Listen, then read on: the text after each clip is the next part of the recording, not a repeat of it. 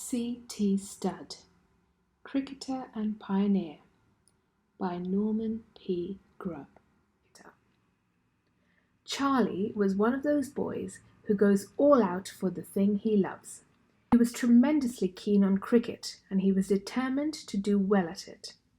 Upstairs in his bedroom at home there was a big wardrobe with a long glass. In front of it was a carpet with a seam down the centre. The way he argued to himself was this: if a man puts a dead straight bat every time in front of the ball, it must be impossible for the ball to hit the wicket. So he made it his first business to learn to play with a straight bat. Hour after hour, he practiced in front of that looking glass, keeping his bat along the seam of the carpet. He used to be ragged for taking things so seriously, but he stuck to it. Another dodge of his a little later on was to make sure that he had his eye in for the first ball he had to play. If he was the next man, he would sit on the edge of the ground with his eyes glued to a spot on the grass about 22 yards in front, so as to have his eye exactly accustomed to the length of the pitch from the moment he was at the wicket. He never smoked and would not even remain in the dining room after dinner, lest the smoke should affect his eye. The three brothers, who were commonly known by their initials, J.E.K., Kynaston, G.B., George, and C.T., Charlie, were only together 1 year in the Eton 11. They made one notable score in the match against Winchester, whom they beat by an innings. In Eton's first innings, J.E.K. made 52, C.T. 53, and G.B. 54. Eton also beat Harrow that year. While the three brothers were together, they started a Bible class. It was attended by several other boys, some of whom became well-known Christians later on, such as Colonel Granville Smith of the Coldstream Guards and a former Bishop of Madras. C.T. remained 2 more years at Eton, captaining the 11 in his last year. They were lean years for Eton cricket, being beaten once by Harrow and drawing once, but this fact only made C.T.'s form stand out all the more. Thus the report of the Eton-Harrow match of 1879 said, "Incomparably the best cricketer was the Eton captain C.T. Studd. He should make a great name some day." Another report placed him, together with C.F.H. Leslie, the rugby captain, as the best all-round public school player of that year. Before he left, he also distinguished himself at rackets and fives. "The final match for the singles rackets came off on Monday," wrote the Eton Chronicle, "in the presence of a densely crowded and exceedingly noisy gallery. Eastwood was generally the favourite, though Studd's form in the preceding match made it pretty certain that he would not be easily beaten. As it happened, he won with comparative ease. We heartily congratulate him on his victory, which, considering his comparative inexperience of the game, was a very striking performance." Later, with J.D. Cobbold, he represented Eton in the Public Schools Rackets Challenge Cup. They reached the final, where they were beaten by Rugby by 4 games to 3, there being a difference of only 1 in the total aces, 88 against 87. C.T. also won the Eton House Fives.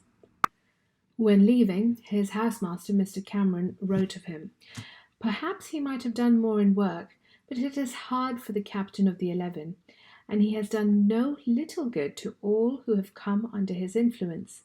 I think the secret of the charm of his character is that he thinks for others rather than for himself.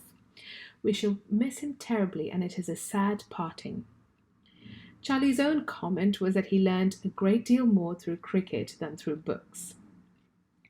He went up to Trinity College, Cambridge. As a freshman, he was given his cricket blue, and he made 52 in the second innings of the varsity match. The next year, the three brothers were together in the varsity 11, and C.T. began to fulfill the promise of the brilliant future that had been prophesied of him.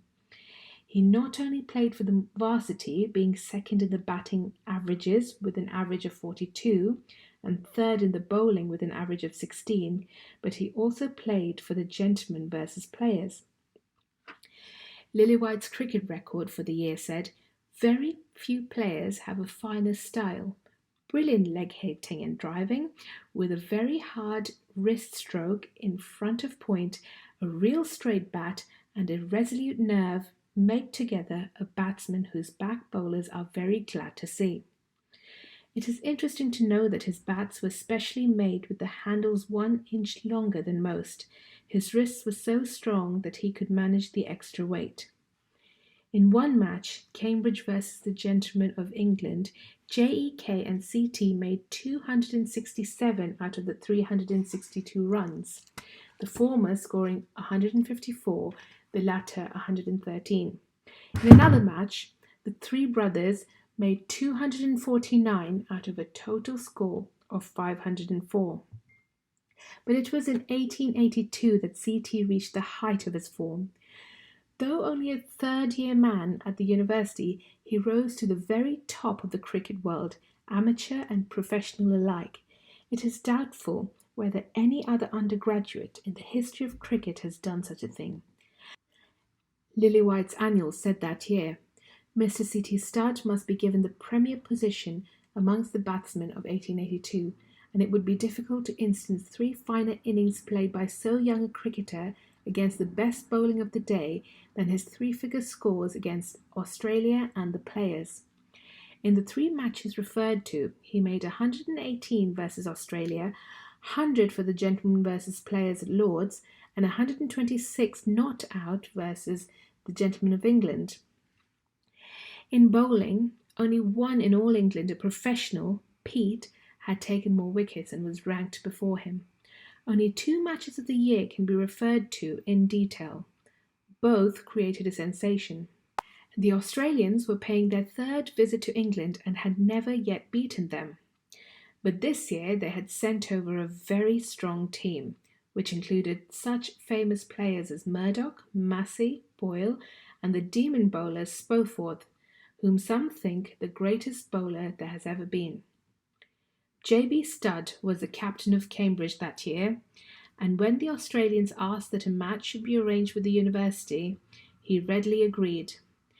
The president of the club, an old Cambridge don, cricketer and clergyman, was very indignant at the idea, for he thought, as most people did, that the university would get a sound beating and disgrace themselves. GB's reply was that it would not matter anyhow, as everybody expected that result. So the match was arranged. The Australians were an unbeaten side when they came to Cambridge. The weather was all that could be desired, and there was a larger audience than ever seen before at the university ground. When Murdoch won the toss, I heard 1 or 2 people say, "Cambridge are in for a day's outing." And so most people thought. Bannerman and Massey began the Australian innings to the bowling of C.T. Studd and Ramsay. At starting, runs came at a great pace. Massey drove Studd 3 times for 4 and Ramsay twice. Then, just as he had begun to look dangerous, he failed to quite get hold of a ball from Studd and was neatly caught at 3rd man. Then followed a quick and surprising collapse, ending in the whole side being out for 139. CT taking 5 wickets for 64 and Ramsay the other 5. JK and GB began the Cambridge innings. JK was soon out and wickets were down for 55. CT then joined his brother and commenced a most remarkable innings. The cricket while the brothers were together was admirable. At 89, Spoforth clean bowled GB for a brilliant but somewhat lucky innings of 42. Bather now became CT's partner, and a most determined resistance was offered to the Australian bowling. The 100 went up amidst cheers, and then Studd made a splendid on-drive for 4, the ball almost pitching on the ring. Runs were put on very rapidly, and there was a perfect roar of applause when the Australians' total was passed. The bowling was several times changed, without effect. Studd continued to bat in grand form and scored an enormous majority of the runs. No parting was effected up to the call of time, the score being 187 for 4 wickets. CT was not out 85 and Bather 20. Of course, Studd's success was immensely popular, and he thoroughly deserved the enthusiastic reception which greeted him. Better and cleaner off driving has seldom been my lot to witness. Play was resumed on Tuesday. The attendance was, if anything, larger than on Monday. Excursion trains had been run down from London and other places, and these brought a lot of people to the match. Bather was soon bowled, and Spencer. Then Henry joined Studd, who completed his 100 amidst enthusiastic cheering. The Old Etonian then hit Spoforth twice for 4. With 1 run added, Studd was given out, caught at the wicket, and his long and wonderful innings came to a close.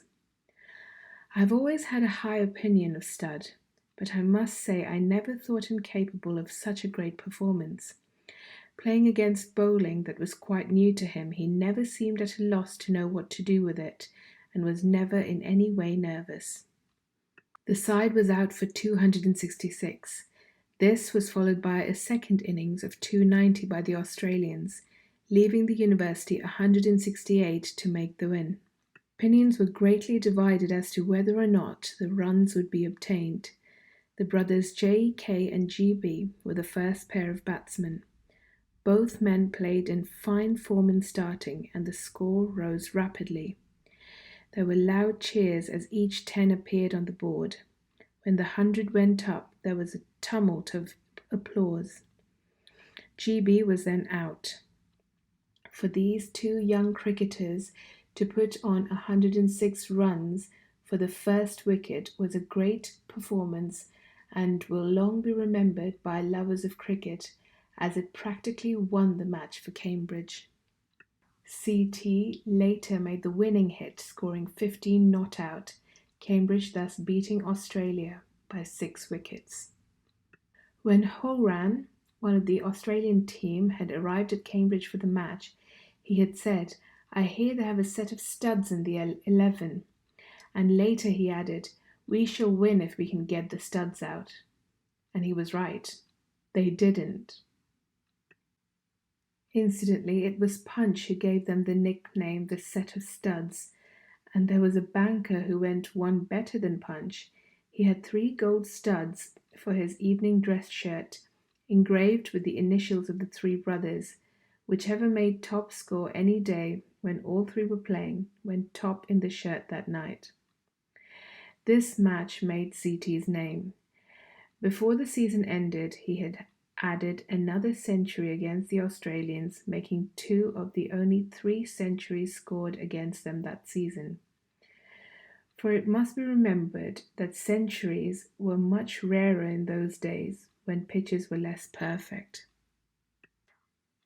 That year, with the 3 brothers playing, Cambridge also beat Lancashire, the champion county, and Oxford. Against Lancashire, CT showed by far the best batting in the match, scoring 69 and 38. The finish was most exciting, Lancashire with 5 wickets to go down, wanting only 22 runs to win. Thanks, however, to capital bowling and fielding, these 5 wickets fell for 7 runs. 4 of the 5 wickets were taken by CT. Against Oxford, who were beaten by 7 wickets, GB made top score in the first innings with a brilliant 120 and CT top score in the second with 69.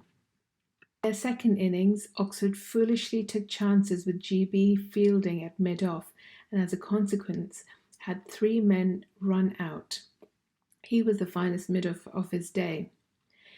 The other sensation of the season was the historic Test match when Australia beat England for the first time and when the term Ashes came into existence.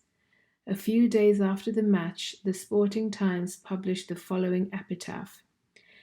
in affectionate remembrance of English cricket, which died at the Oval on 29th August 1882, deeply lamented by a large circle of sorrowing friends and acquaintances. R.I.P.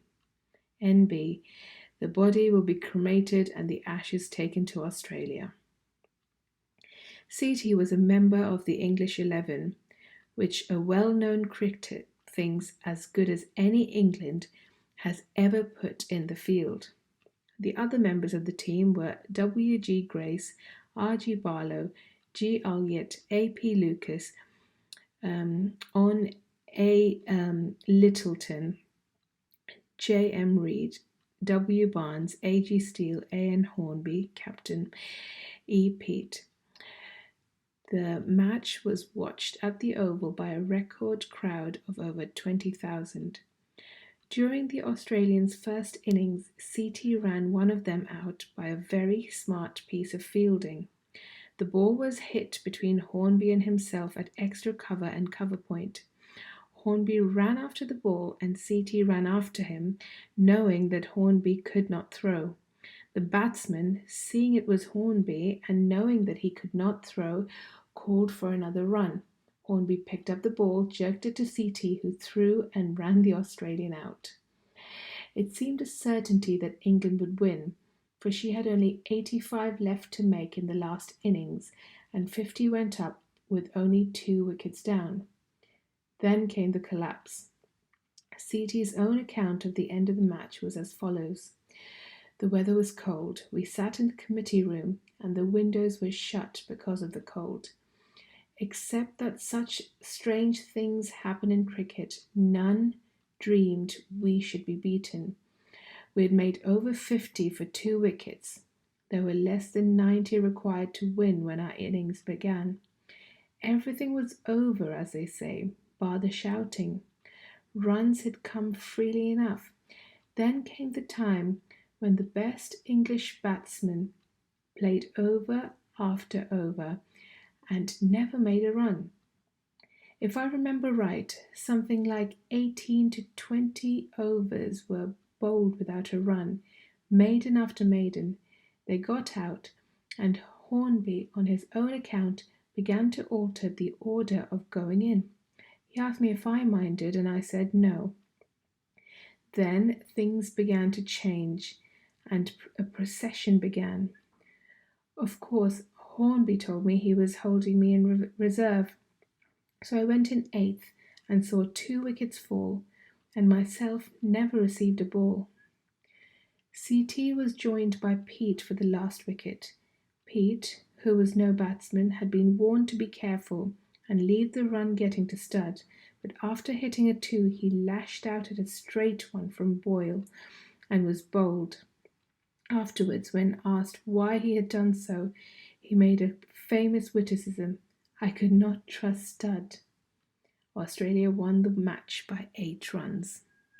That winter, C.T. was invited to go with the Test team to Australia under the leadership of Honorary Ivy Bligh, afterwards Lord Darnley, who remained his lifelong friend. Punch called him St. Ivo and said that he was setting out on a pilgrimage to Australia to recover the ashes. During the tour, 3 matches were played against Australia, out of which England won 2. After the 3rd match, some Melbourne ladies put some ashes into a small silver urn and gave them to Mr. Bligh. The urn had on it the following inscription: "When Ivor goes back with the urn, studs, steel, reed, and Talcott return, return. The welkin will ring loud, the great crowd will feel proud. See Barlow and Bates with the urn, and the rest coming home with the urn." This was the origin of the historic ashes. C.T. returned to Captain Cambridge in his last year, 1883. Once again he was reckoned the leading all-round player in England. The Cricketing Annual saying, "Mr. C.T. Studd must for the 2nd year in succession be accorded the premier position as an all-round cricketer, and some years have elapsed since the post has been filled by a player so excellent in all the three departments of the game. His batting especially has been of the highest class. His Cambridge career has been described as one long blaze of cricketing glory. In his last year, he topped both bowling and batting averages with 41.84 in batting and 14.65 in bowling. Indeed, through the previous half-century of university cricket, only 4 batsmen had had a better batting average and only 4 a better bowling. A truly amazing record of all-round brilliancy, and one which ranks him as one of the greatest all-round players that the game has produced. He also won the Cambridge single rackets match and represented Cambridge against Oxford. He was beaten by C.F.H. Leslie. He took his BA degree and came down from Cambridge in 1884. Let it be carefully noted that C.T. was not just a born cricketer, nor was cricket to him just a pastime to while away spare hours. He made a serious business of it, and he set himself to get to the top of the tree at cricket as thoroughly as the scholar sets himself to get a first class in his tripos. C.T. never regretted that he played cricket, although he regretted that he had allowed it to become an idol. For by applying himself to the game, he learned lessons of courage, self-denial, and endurance, which, after his life had been fully consecrated to Christ, were used in his service. The man who went all out to be an expert cricket player later went all out to glorify his Saviour and extend his kingdom.